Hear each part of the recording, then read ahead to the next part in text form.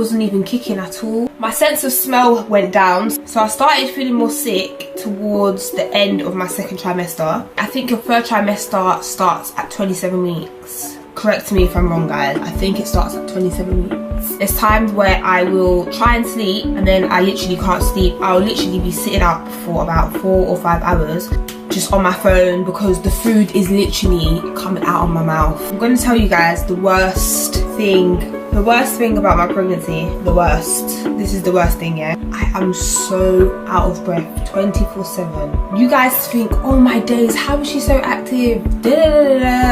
First of all, another thing, people need to stop comparing me to other people. I'm not them, I'm me. So if I'm active, I'm active. Do you get it? I'm not your auntie or your cousin. Do you get it? No, I'm Nicole. I'm doing fine. Do you know what I mean?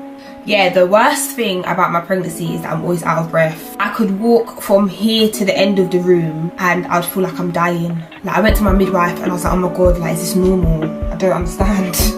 She was like, yeah, you're carrying a child. There's a whole human inside of you. The baby is eating. Like, I feel like the baby's eating me. Like,